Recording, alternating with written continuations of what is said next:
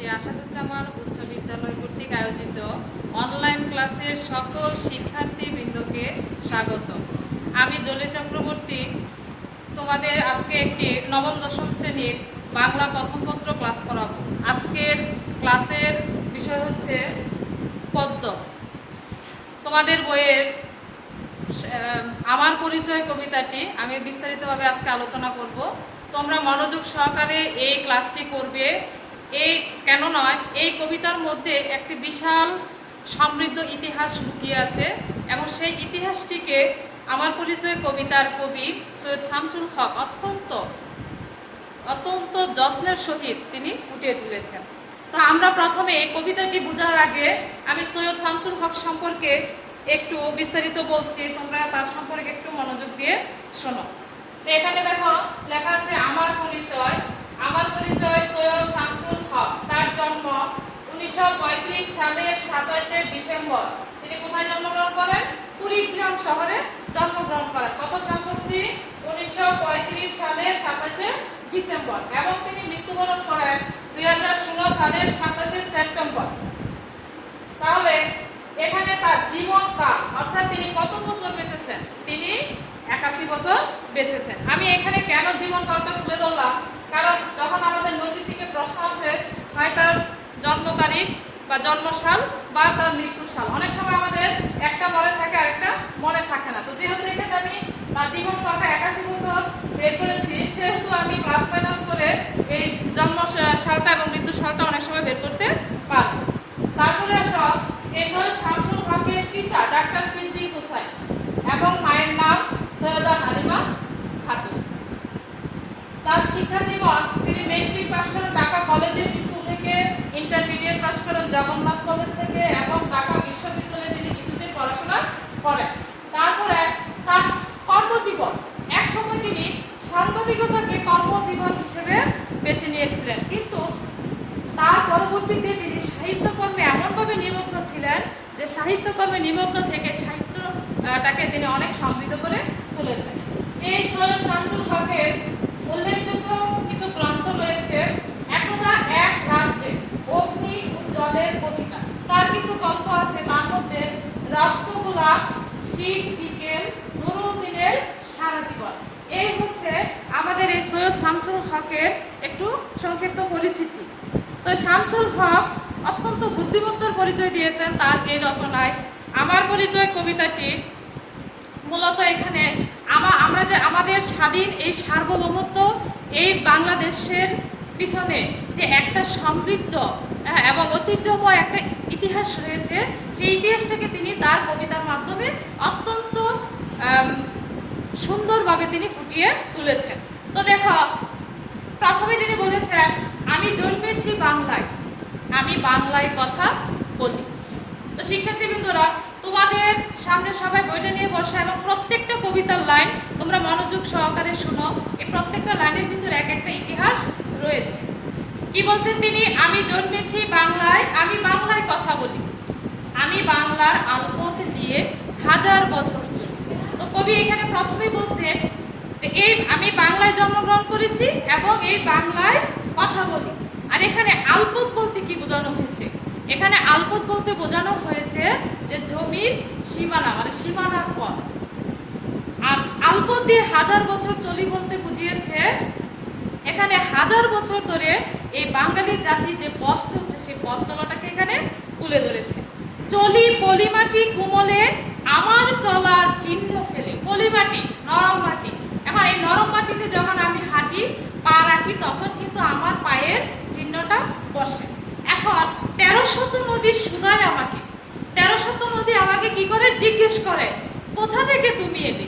এই যে আমাদের বাংলা, এই সার্বভৌম রাষ্ট্র এখন স্বাধীন, এই স্বাধীন সার্বভৌম রাষ্ট্র কোথা থেকে আসছে? কে প্রশ্ন করছে? 13শত নদী কবিকে প্রশ্ন করলো। এখন অত্যন্ত চমৎকার ভাবে কবি কিভাবে তার জবাব দিয়েছেন? আমি তো এসেছি চর্যাপদের অক্ষরগুলো থেকে। চর্যাপদ মানে কি? চর্যাপদ হচ্ছে বাংলা ভাষা ও সাহিত্যের যে ঐতিহ্যের প্রথম নিদর্শন হচ্ছে এই চর্যাপদ। হরপ্রসাদ শাস্ত্রী নেপাল থেকে চর্যাপদের এই পাণ্ডুলিপি উদ্ধার করেন। হ্যাঁ, আনুমানিক 6 শতক থেকে 1100 শতকের মধ্যে এই পদগুলো রচিত হয়েছিল। আর এই পদগুলোর মধ্যে কি ছিল, সেই সময়কার, সেই প্রাচীন সময়ে, প্রাচীন কালের সাধারণ মানুষের যে জীবন ধারা সেটা এখানে ফুটিয়ে তুলেছে। এই হচ্ছে আমাদের চর্যাপদ। তাহলে এই আজকের এই বাংলা, এই স্বাধীন সার্বভৌম রাষ্ট্র কোথা থেকে শুরু হয়েছে, কোথা থেকে আসছে, সেই চর্যাপদ। আমি তো এসেছি সওদাগরের ডিঙার বহর থেকে, এখানে চাঁদ সওদাগরের, হ্যাঁ, আমাদের যে ব্যবসা বাণিজ্যের যে ঐতিহ্য, সেই ঐতিহ্যটাকে এখানে ফুটিয়ে তুলেছেন। কি বলেছেন, মঙ্গল কাব্যে কিন্তু এই চাঁদ সওদাগরের বাণিজ্যের কথা আছে। তো কোথা থেকে আসছে, সেই মঙ্গল কাব্যে চাঁদ সওদাগরের বাণিজ্যের ঐতিহ্যটাকে বুঝিয়েছেন, সেখান থেকে আসছে।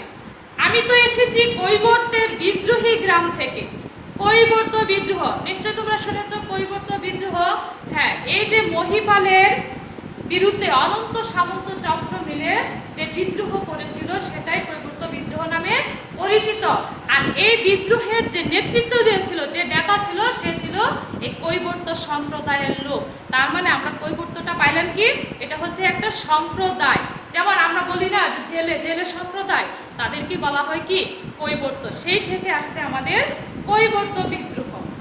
আবার কি বলছে, আমি তো এসেছি পাল যুগ নামে চিত্রকলার থেকে। হ্যাঁ, পাল যুগ 750 খ্রিস্টাব্দে, ওই যে গোপালের রাজ্য শাসনের মধ্য দিয়ে পাল যুগের শাসন শুরু হয়। সাধারণত কত বছর, 400 বছর এই পালেরা এই রাজত্ব করেছিল।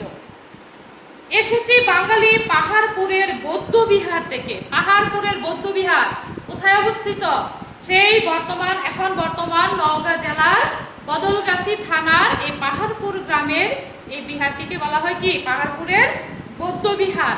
অর্থাৎ এই পৃথিবীর মধ্যে যতগুলো বিহার ছিল তার মধ্যে অন্যতম হচ্ছে এই পাহাড়পুরের বৌদ্ধ বিহার।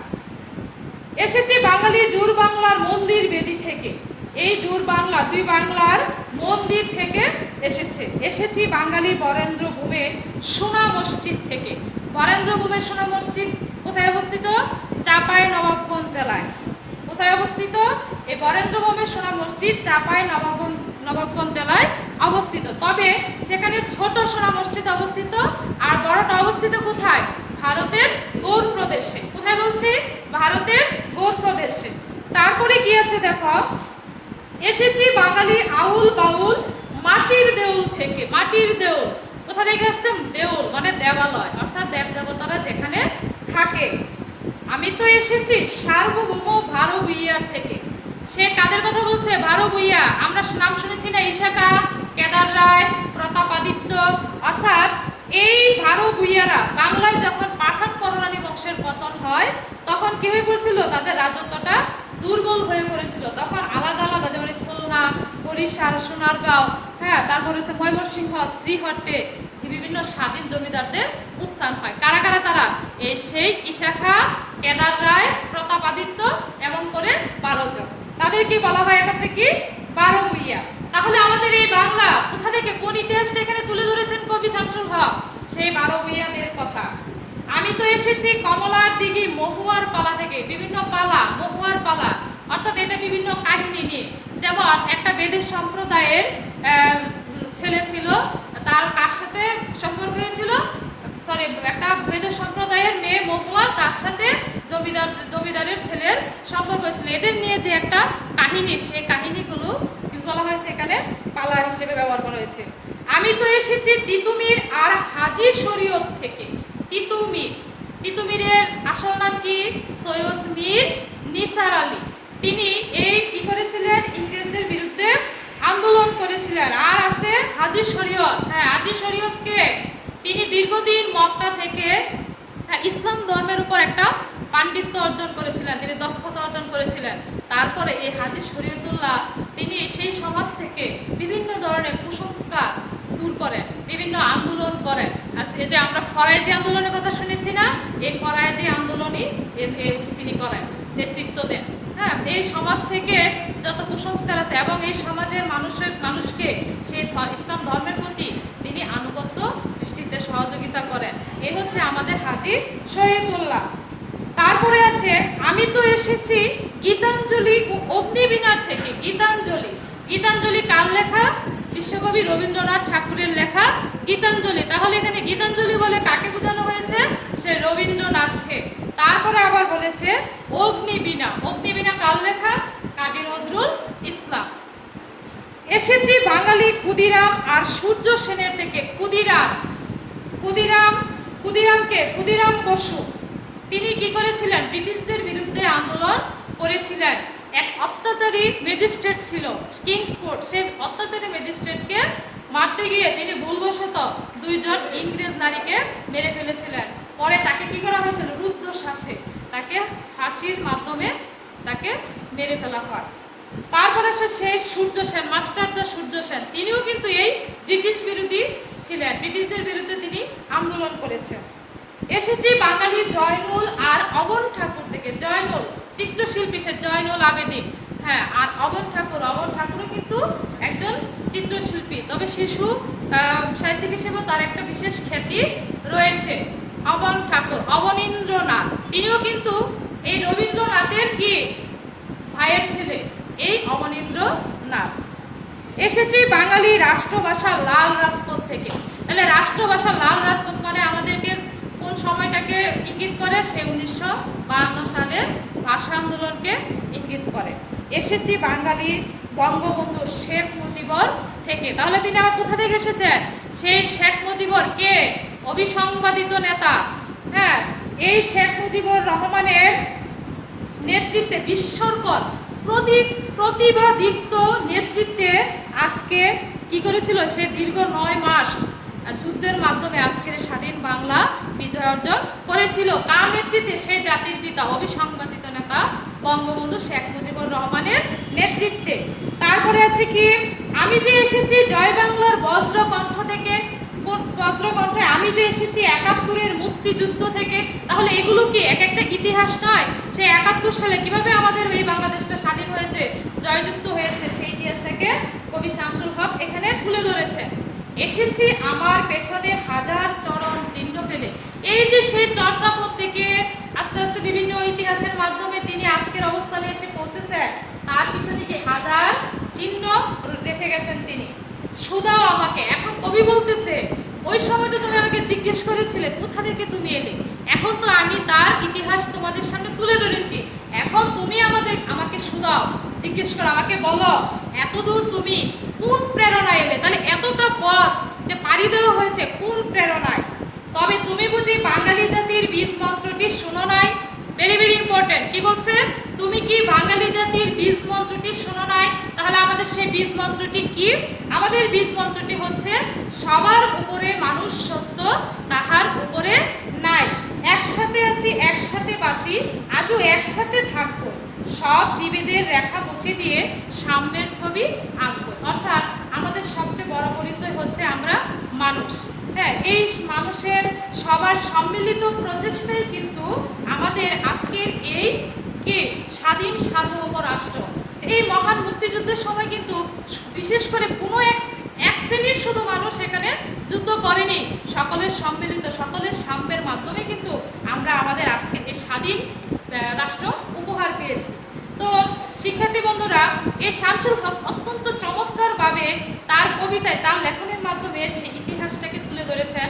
এখন আমি তোমাদের সামনে আমার পরিচয় কবিতাটির সারমর্মটা একটু তুলে ধরেছি। অর্থাৎ আত্মমর্যাদাবোধ সম্পন্ন এই স্বাধীন সার্বভৌম রাষ্ট্রের পশ্চাতে কিন্তু একটা সমৃদ্ধ ইতিহাস রয়েছে।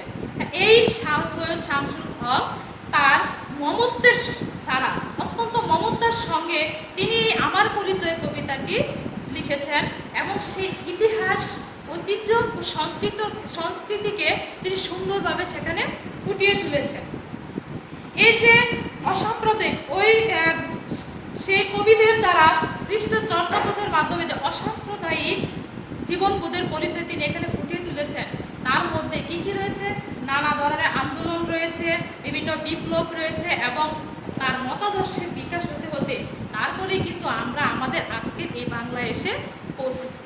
তো ধন্যবাদ শিক্ষার্থী বন্ধুরা, তোমরা আশা করি সকলে খুব মনোযোগ সহকারে ক্লাসটি করেছো এবং এই ক্লাসগুলো, এই প্রত্যেক কবিতার প্রত্যেকটি লাইন তোমরা খুব মনোযোগ সহকারে, অর্থ সহকারে পড়বে।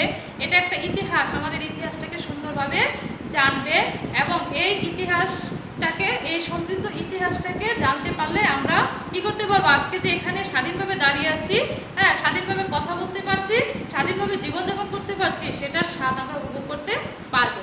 তো সবাই ভালো থেকো, সবাইকে ধন্যবাদ।